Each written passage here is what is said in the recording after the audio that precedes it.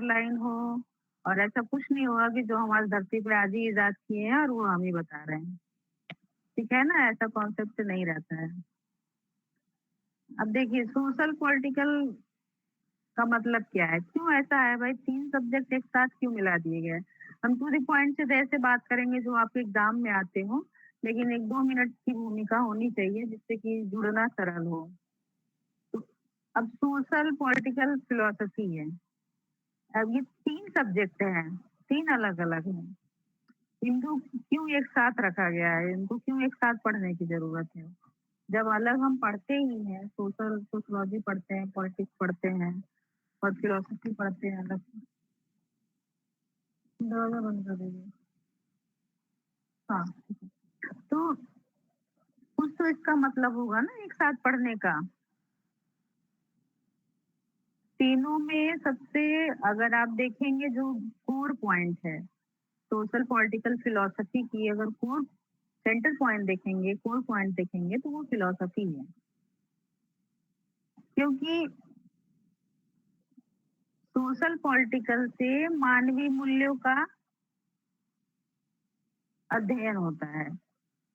मानवीय मूल्य में जब न्याय जोड़ते हैं, तो उसमें अगर बिना दर्शन के आप जस्टिस की बात करेंगे, तो कहीं न कहीं वहाँ पे बायस्ड जस्टिस होगा, फेयर जस्टिस नहीं होगा।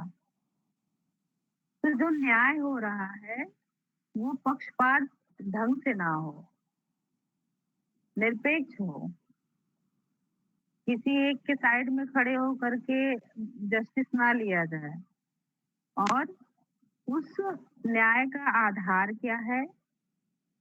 जो हम निर्णायक मंडल है जो निर्णय ले रहा है, वो केवल जो तथ्य दिए जा रहे हैं, केवल उतना ही सुन के उस निर्णय लेना उसका अधिकार नहीं है। उस तथ्य में जो संवेदनाएँ हैं, जो मनुष्य के लिए बेसिक नीड है,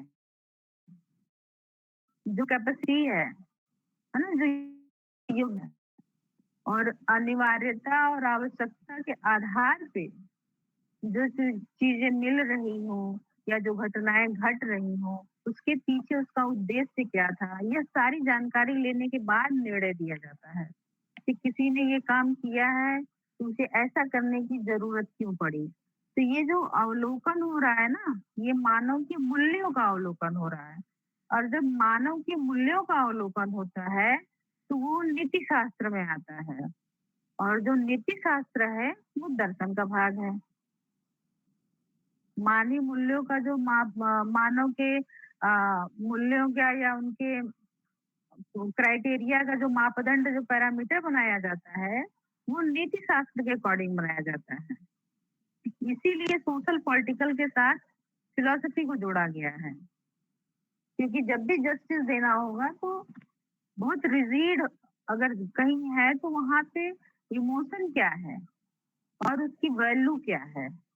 वो जो घटनाएँ घटी हैं या कोई डिमांड कर रहा है या कोई प्रोटेस्ट कर रहा है, कोई हड़ताल पे बैठा है, तो उसका जो नीड है और उसका जो बेस है, उन दोनों का जो ऑब्जर्वेशन होगा वो फिलॉसफी के पैरामीटर से होगा और फिलॉसफी में एथिक्स के पैरामीटर से होगा।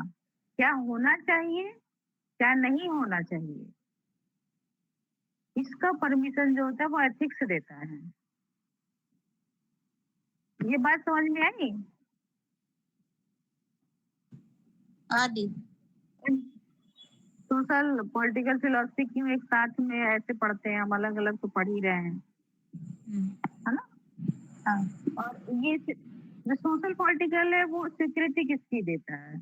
मानव मूल्य में न्याय की, न्याय करने की।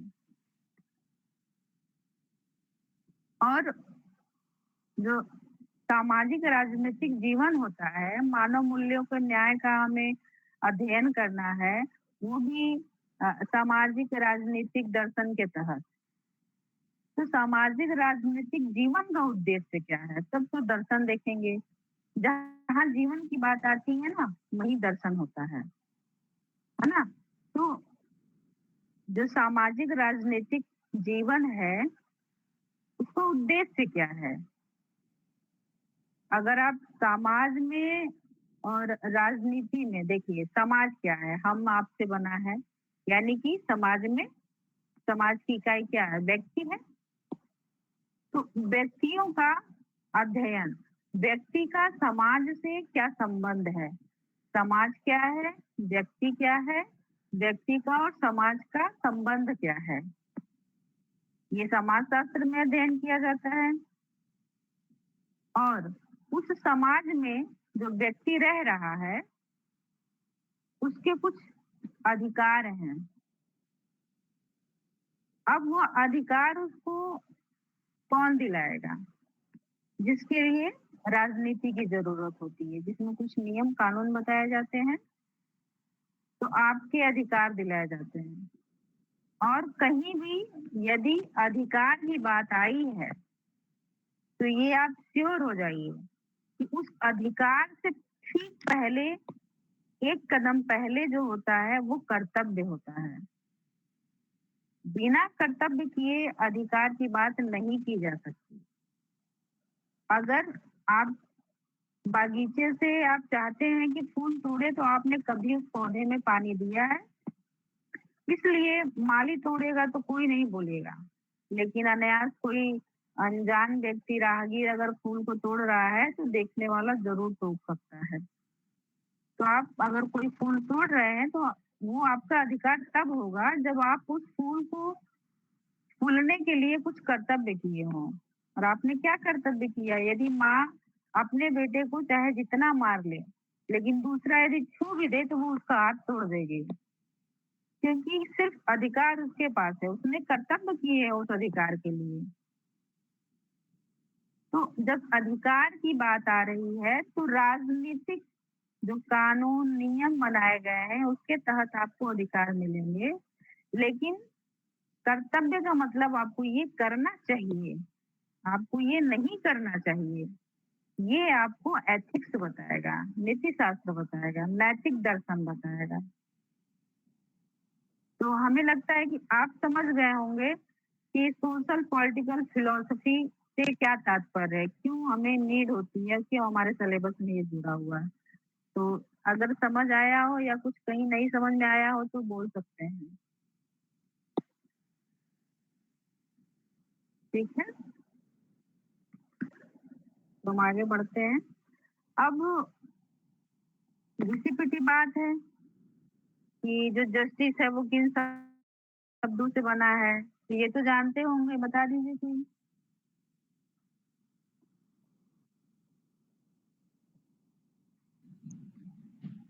न्याय का मतलब बांधना होता है, दीदी किताब में पढ़े हैं। हाँ, सही बात है। जो उसका इंग्लिश वर्ड है जस्टिस, वो जस्ट लैटिन वर्ड जस्ट है, उससे बना है। और जस्ट का अर्थ होता है टाई, और टाई हाँ, का मतलब होता है बांधना। और ये बांधना क्यों, फिर इसका प्रयोग क्या बांधना है? मनुष्य को मनुष्य से जोड़ना। ठीक।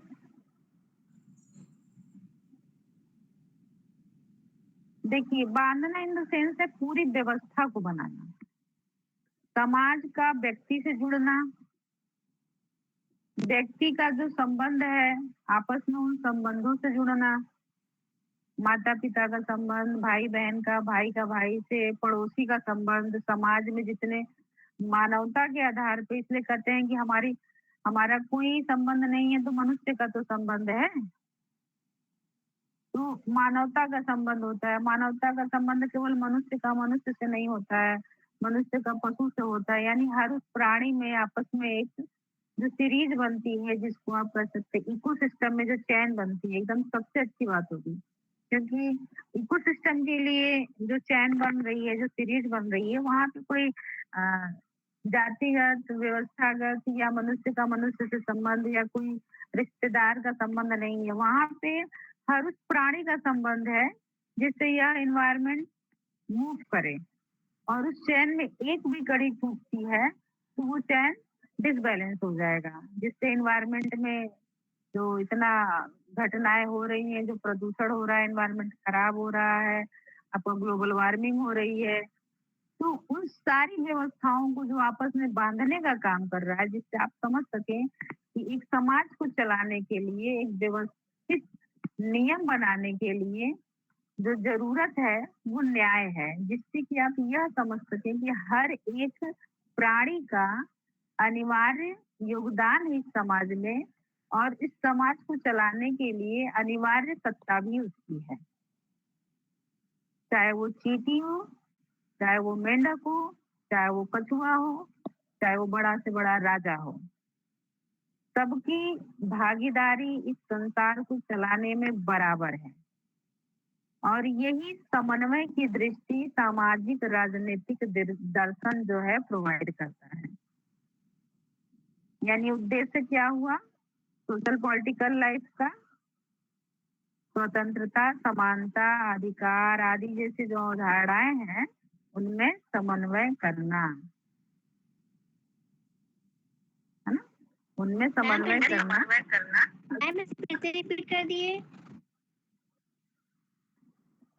बेटा अब यही बात है ना कि अगर हम लिखे होते ना तो हम वापस तो जा सकते थे।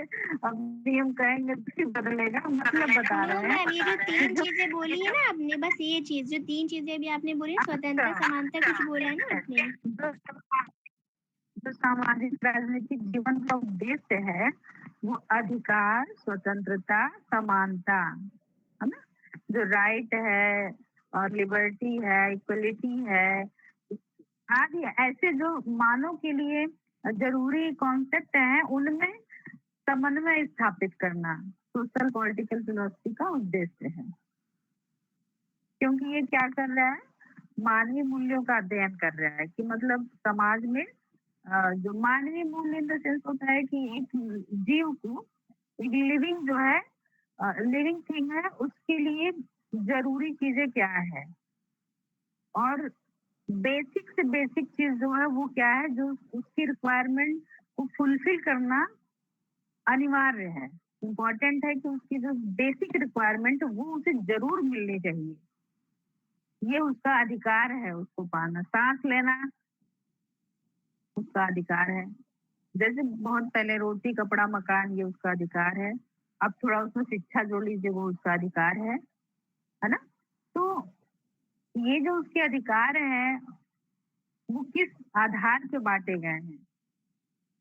उसके लिए न्याय की बात की गई है। न्याय कैसे-कैसे होंगे? कानून के आधार पे होंगे, समानता के अधिकार आधार पे होंगे, समाज के आधार पे होंगे, प्रकृति के आधार पे होंगे, योग्यता के आधार पे होंगे, बहुत सारे आधार बन सकते हैं।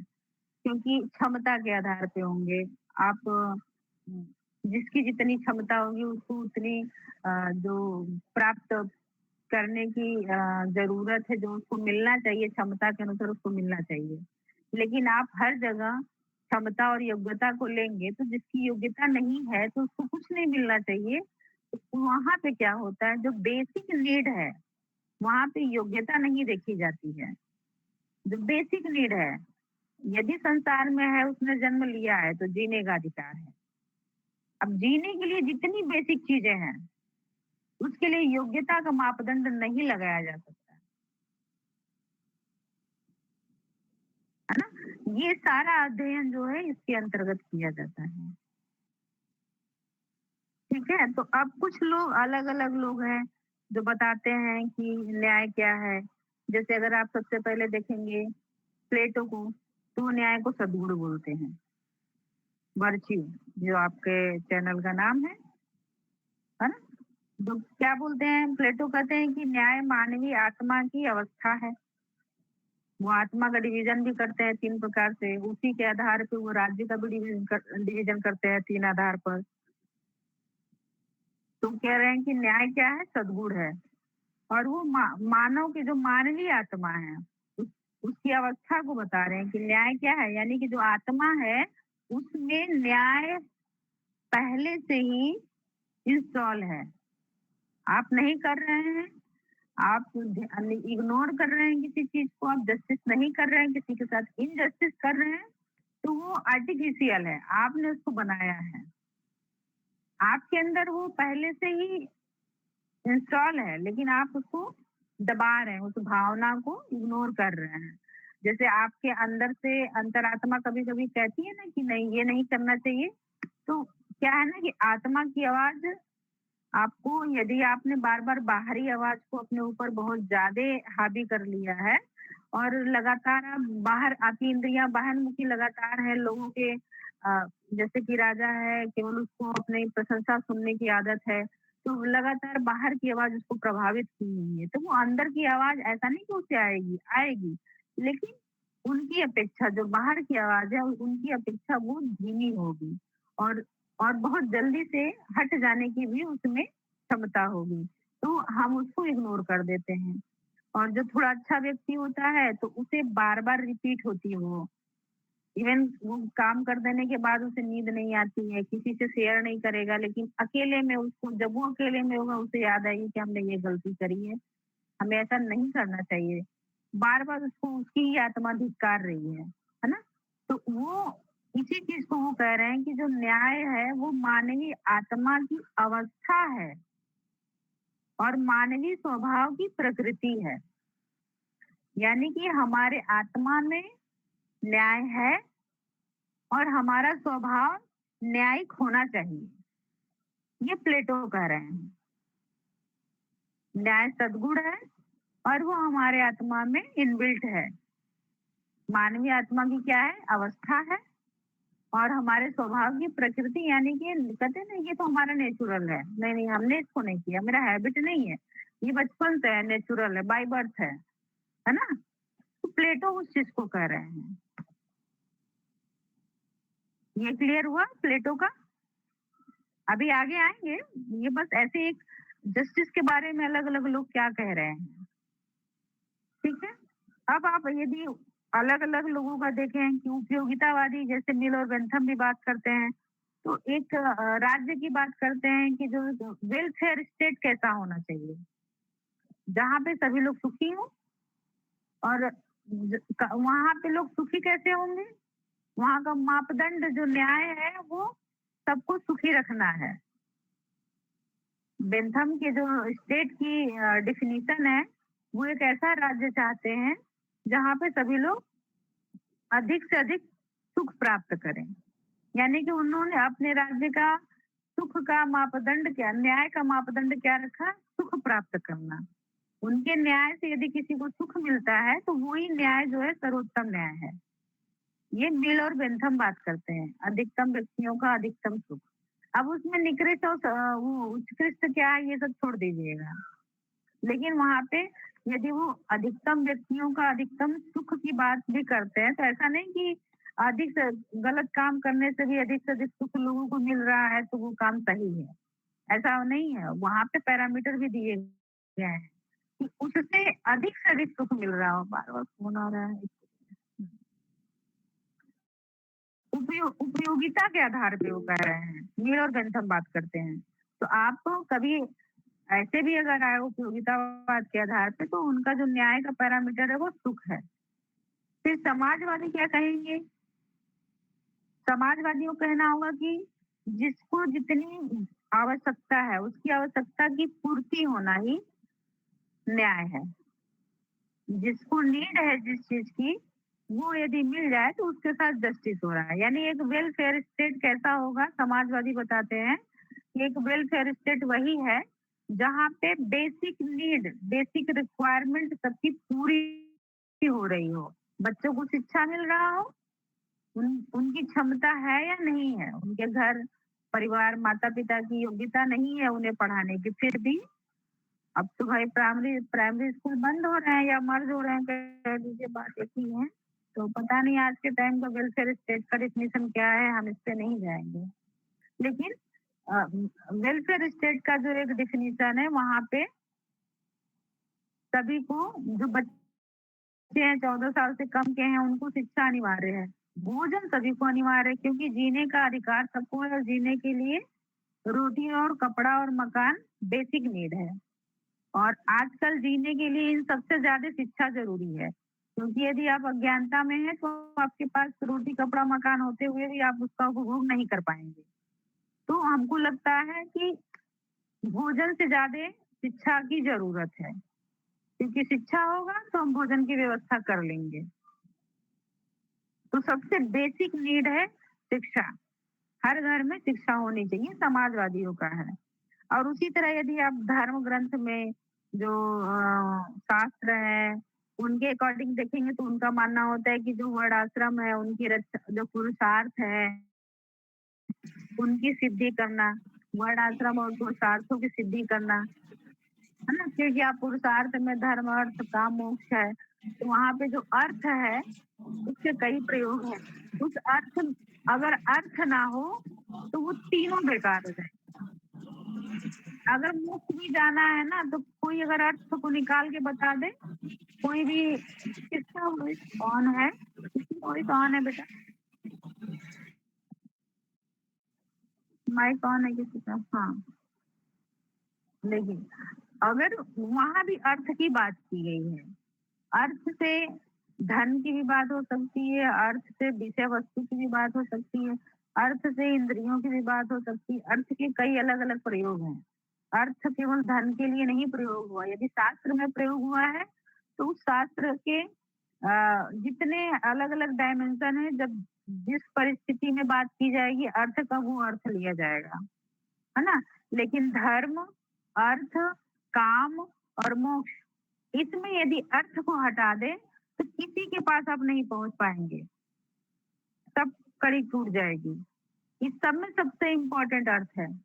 अब ये हम नहीं कह रहे हैं, ये जो व्यावहारिक पक्ष है आज के समाज का। लेकिन आप शास्त्रों के अकॉर्डिंग चलेंगे तो जो उसका मोक्ष है, सबसे उच्च पुरुषार्थ है। उसके लिए जो साधन है, ये तीनों हैं, धर्म, अर्थ, काम है।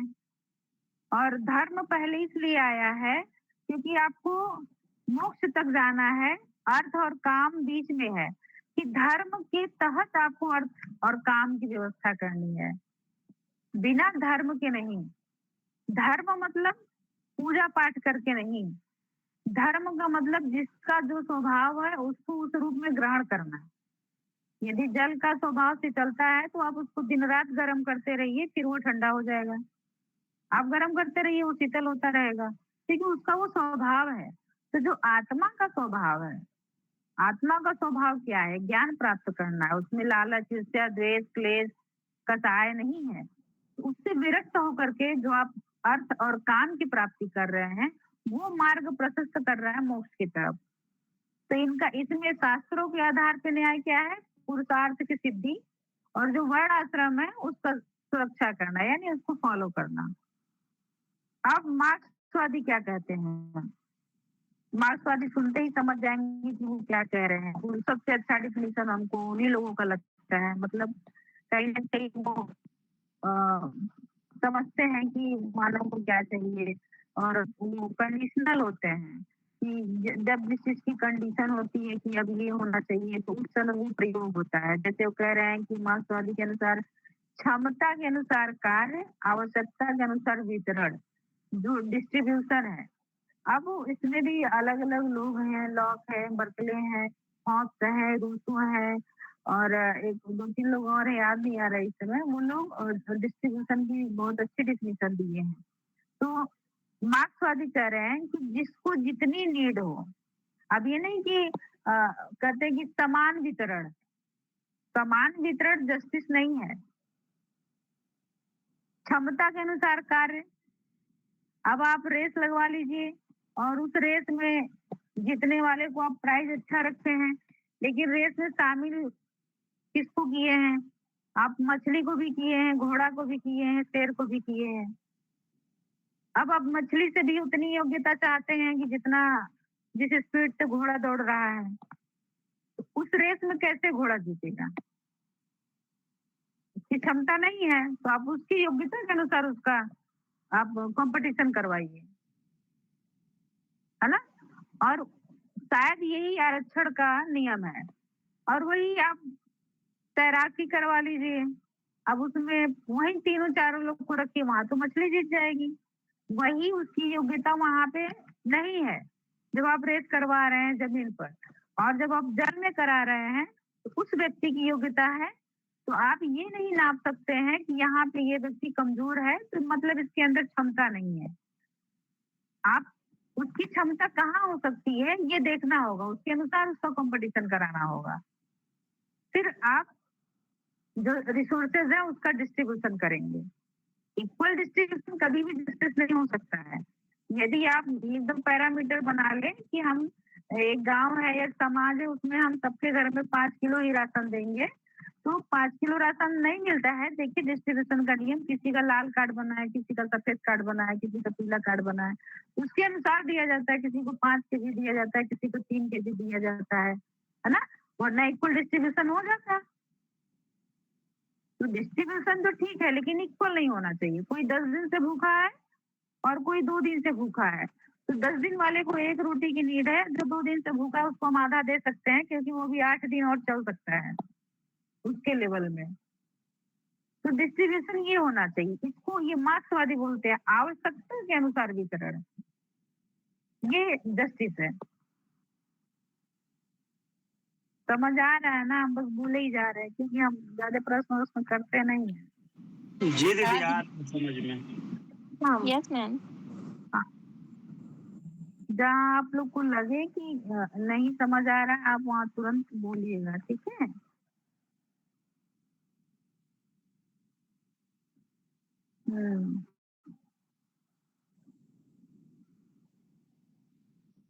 अब जैसे गांधी जी का न्याय देखेंगे, गांधी जी का न्याय क्या है? सर्वोदय। तो वो क्या करते हैं कि अंतिम छोर पे, जो हाशिए के अंतिम छोर पे बैठा व्यक्ति है, यदि उसकी आवश्यकता की पूर्ति हो गई है, उसको जो जरूरत है यदि वह मिल गया है, तब आप जो भी योजना, जो भी पॉलिसी समाज के लिए, जनता के लिए लागू किए हैं, तब वह पॉलिसी आपका सफल है। वरना वो पॉलिसी आपका सब प्रधान तक आते आते खत्म हो गया, चला था 50 केजी, यूं डिस्ट्रिक्ट लेवल पे आते आते वो 10 केजी हो गया। प्रधान जी को मानना कि 10 केजी हम रखेंगे गाँव के बाकी, खुद हमारा चुनाव लड़े में इतना पैसा खर्चा हो गया है, तो वो नहीं खर्चा करेगा। वो जब चुनाव में वो पैसा बांटा है तो जो मिलेगा वो रखेगा अपने पास। उसके भी जिम्मेदार हम ही होते हैं, चुनाव वोट देने के लिए पैसा ले लेते हैं, तो वो फिर बाद में भरपाई करता है तो हम लोग गाली देते हैं। तो वो भरपाई करेगा ना, अपने घर से थोड़ी ना आपको बांटा है। आप ही का अधिकार फिर मारेगा तो वो पूरा भरेगा अपना, और खुश हो जाते हैं कि अच्छा मुर्गा पार्टी मिली, अब चुनाव आ रहा है, अब खूब कुछ लोग लग जाएंगे, हाँ मुखिया जी हम अपने मोहल्ले से पूरा वोट दिला रहे हैं, अब 1000 रुपया 10,000 की व्यवस्था कर दे, एक दिन पार्टी देवे क्या, चलिए 20 जाने का 50 जाने का, आधे शराब दारू मुर्गा चल रहा है, तब वो जो दे रहा है, आप दारू पी रहे हैं उसके लिए तो पैसा जो है पानी की तरह बहा रहा है, तो फिर वो भरेगा ना। फिर आप जस्टिस चाहेंगे उससे, कहेंगे प्रधान जी अच्छे नहीं है, बड़े बेईमान है। अरे जब आप वोट देते समय बेईमानी किए थे तो काहे बाद में न्याय करेगा? तो न्याय की परिभाषा क्या है? हम लोग खुद ही न्याय की परिभाषा बिगाड़ देते हैं। जब फिर हमें रिजल्ट अच्छा चाहिए, हम रिजल्ट परिणाम जो हमारा आज वर्तमान होता है वही भविष्य होता है। हम वर्तमान में कर क्या रहे हैं ध्यान नहीं देते हैं, और भविष्य में अच्छे फल के इंतजार में रहते हैं। प्रधान जब बन जाएंगे तब हमारे लिए ये करेंगे, लेकिन हम आज क्या कर रहे हैं? क्योंकि यही जो हमारा वर्तमान है वो भविष्य के रूप में आता है। जब हम वर्तमान में कोई कार्य कर रहे हैं तो वो जस्टिस में है, इनजस्टिस में है, आप देखिए कि परिणाम, उसका परिणाम क्या आएगा। और जो अभी आज के कार्य का परिणाम है वही भविष्य का फल है। तो गांधी जी सर्वोदय की बात करते हैं न्याय के लिए,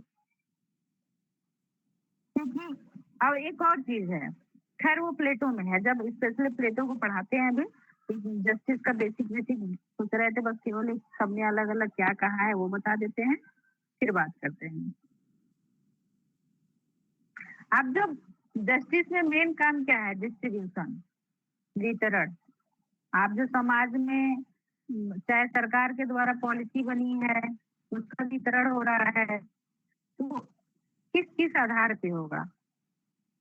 एक, जो कोई भी व्यक्ति है उसका जो अधिकार है जितना उसको मिलना चाहिए। एक तो नियम ये है, किसी भी व्यक्ति को जितना उसका अधिकार है, मिनिमम से मिनिमम जो उसका अधिकार है वो मिलना कंपलसरी है, मैंडेटरी है। हर हाल में उसको वो प्रोवाइड किया जाना चाहिए, चाहे किसी की भी प्रकार हो। एक कंडीशन ये। दूसरा कंडीशन होता है कि अवार्ड के रूप में या पुरस्कार या सजा के रूप में उसको ठीक करना। एक ये भी होता है वितरण, न्याय, कि आप डरा करके समाज में न्याय ला रहे हैं। बकरी चुराने वाले को सजा दे दी जाती है, तो उसको बकरी चुराने के लिए नहीं सजा दी गई है, कोई और ना बकरी चुराए इसलिए सजा उसको दी गई है। तो एक पुरस्कार अथवा सजा के द्वारा जो गलती को ठीक किया जाता है, यह होता है न्याय का आधार वितरण के लिए। उसके जो डिस्ट्रीब्यूशन की जो प्रॉपर्टी होती है, जो उसका वितरण का गुण होता है, उसके लिए दो आधार बनाए गए हैं। एक जिसको जितना जरूरी है, जिसका जितना अधिकार है उसको मिलना अनिवार्य है। दूसरा, आप समाज में कैसे ठीक कर रहे हैं उसको, सजा दे करके उस वितरण को, या पुरस्कार, किसी ने बहुत अच्छा समाज में अपना योगदान दिया है तो आप उसको पुरस्कार दे दीजिए। आप उसको वो काम करने के लिए पुरस्कार नहीं दे रहे हैं कि ये गरीबों का मसीहा है या मदद करता है, या फिर इन्वायरमेंट के लिए रोड पे किनारे किनारे अपने मेहनत से लगातार 6 महीने से पौधा लगा रहा है, प्लांट कर रहा है, इसलिए नहीं। इसको देखकर कुछ लोग आगे आए हैं ऐसा कार्य करने के लिए, इसलिए उसे अवार्ड दिया जाता है, ताकि एक मानक है, जो स्टैंडर्ड है समाज में, ह्यूमैनिटी का जो एक स्टैंडर्ड है वो बना रहे। लेकिन अभी आजकल ऐसा होना तो बंद हो चला है धीरे धीरे। नाचने गाने वालों को बुला करके सब फीता कटा रहे हैं, फिजिक्स वाला भी यही कर रहा है। लोग एजुकेशन को तो दफना दिए हैं। सब छोटे छोटे यूट्यूबर है, उनको बुला करके सेलिब्रेट कर रहे हैं, उनको अवार्ड दिया जा रहा है ना। कोई जैसा भी, इतना शांति से होगी, डरा तो नहीं है। नहीं मैम, हमारे भूत घूमते हैं। हाँ सुन रहे मैम। हाँ, तो घर में मेरे इतना भूत की तरह सब घूमते हैं ना, एकदम पढ़ाने में डूबे हुए हैं, और पीछे से मेरे आगे एकदम खड़ी हो गई, हम डर गए, खूब सा साया आ गया भाई। दरवाजा बंद कर दो। ये था एक बेसिक सा परिचय कि जो जस्टिस है उसको कैसा होना चाहिए, उसकी व्यवस्था क्या होनी चाहिए। अब आप मैम, ये जो आपने वितरण के नियम बताए हैं, अनिवार्य रूप से फिर से बता दीजिए। अच्छा देखिए, उसको केवल ये समझने के लिए कि जो न्याय के वितरण का जो गुण है, प्रॉपर्टी है, उसको वो जो गुण है मतलब क्या, उसकी कुछ क्वालिटी होगी। दरवाजा बंद करो। उसको किस आधार पर देखा जाना चाहिए, समझा जाना चाहिए। तो उसको दो बेसिक पैरामीटर बनाए गए, आधार बनाए गए हैं कि एक जिसको जो जरूरी है, यानी जिसका जितना अधिकार है उसको वो मिलना अनिवार्य है। न्याय को वितरित करने का जो गुण है उसको समझने के लिए दो आधार बनाए गए हैं। और एक क्या है, पुरस्कार या सजा दे करके, दंड दे करके, या पुरस्कार दे, अवार्ड या रिवॉर्ड दे करके।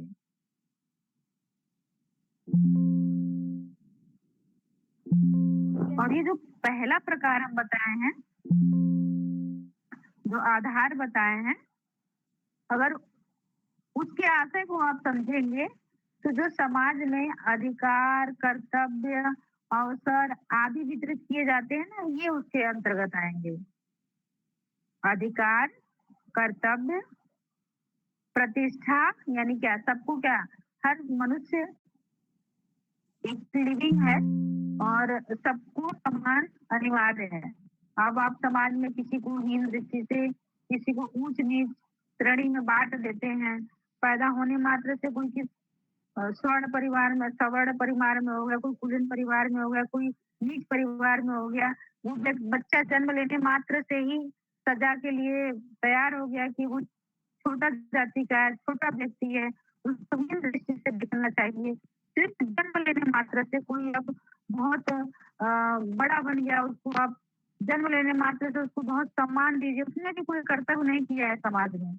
लेकिन सिर्फ पैदा होने मात्र से वो जिस परिवार में पैदा हुआ है, उसके आधार पे आप यह डिसाइड कर लेते हैं कि यह छोटा व्यक्ति है और यह बड़ा व्यक्ति है, ये सम्माननीय है और यह अपमानजनक व्यक्ति है, यह हमारे घर पानी बर्तन में पिएगा और यह नहीं पिएगा।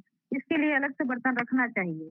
और ये सारी चीजें जो तमाम है, और सिर्फ पैदा होने मात्र से आप अपने को 56 इंच का सीना करके कहेंगे कि अपनी टाइटल बताएंगे कि हम ये हैं, और एक व्यक्ति कुछ और लगा के घूमेगा, पूछ लिया जाए तो वो सोचे कि धरती फट जाए तो हम यही समा जाए। सिर्फ पैदा होने मात्र से अभी कोई कर्तव्य नहीं किया गया है ना? ऐसा होता है ना समाज में।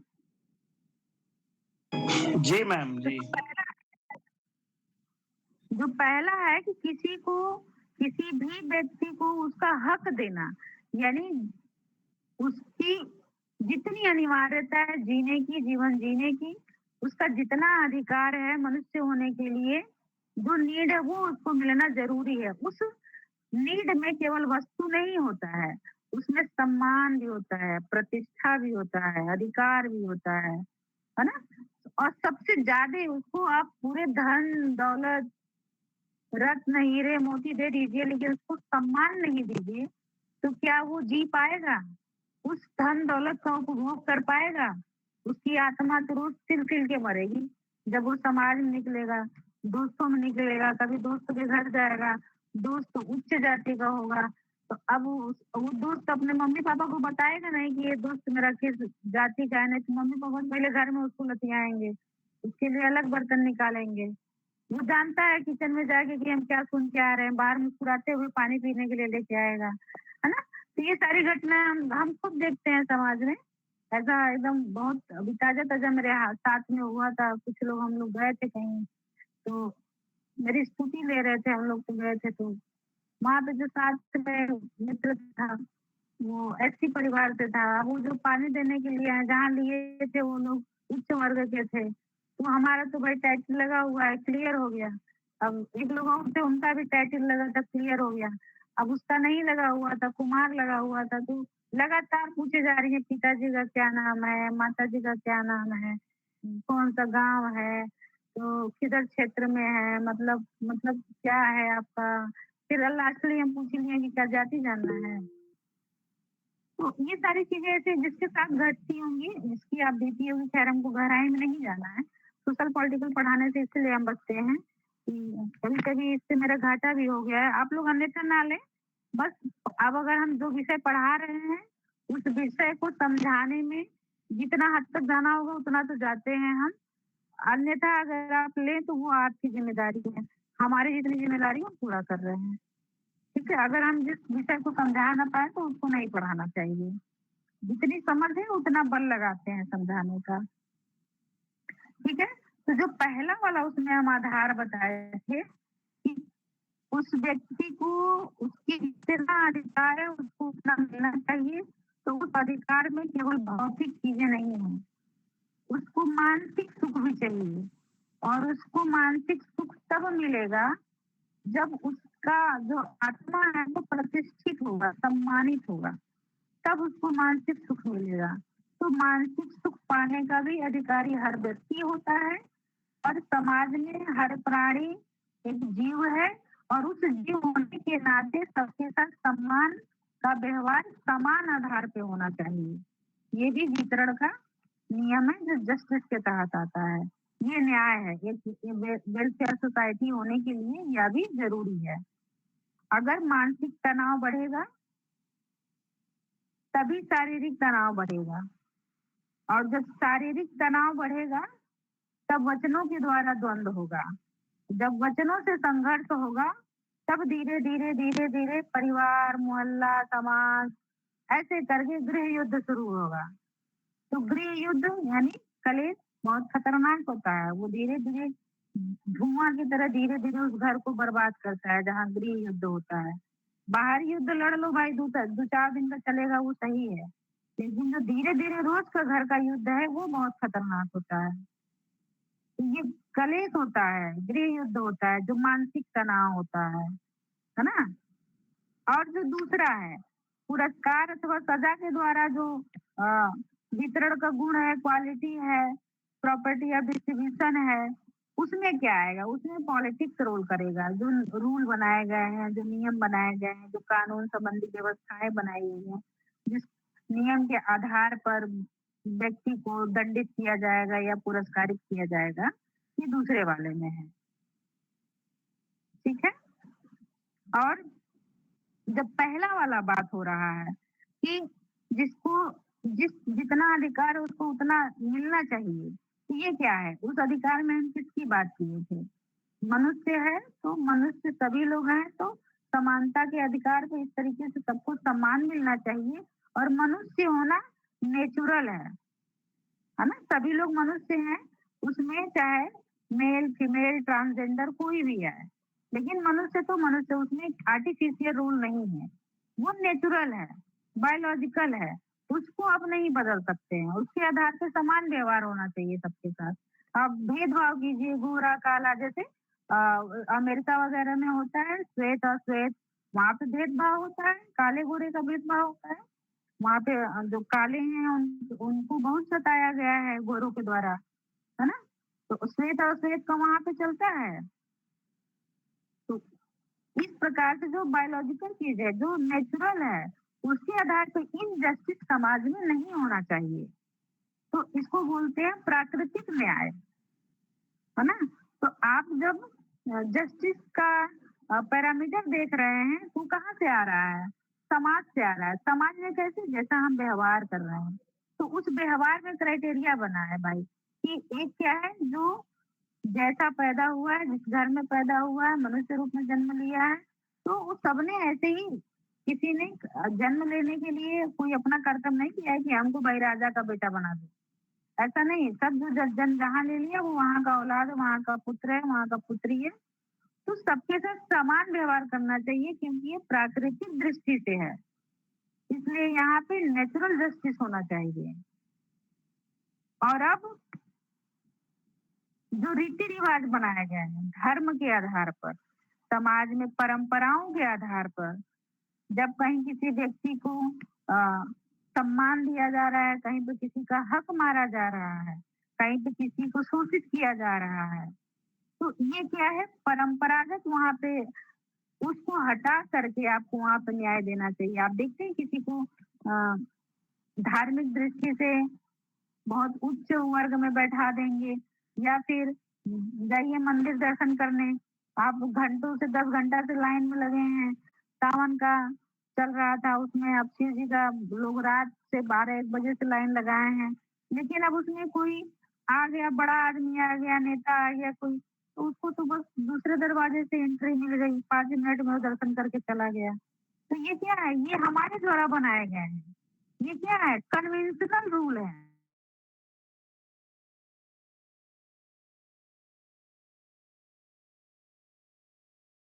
1000 दे दीजिए, 5000 दे दो तो तुम्हारा जल हम पंडित जी के हाथ से चढ़वा देंगे। 10,000 दे दो तो तुमको एकदम दर्शन तुम्हारे हाथ से चढ़वा देंगे। तो पता नहीं ऐसे सुने थे। तो वो व्यक्ति बोला कि भाई तू हमारा सब कुछ ले ले, एक बार भगवान का ही दर्शन करवा दे। सब ले ले, है ना? जब तुम ये सब कर सकते हो, तो ये क्या है? वो कन्विंस किया जा रहा है। ये कन्वेंशनल जस्टिस है।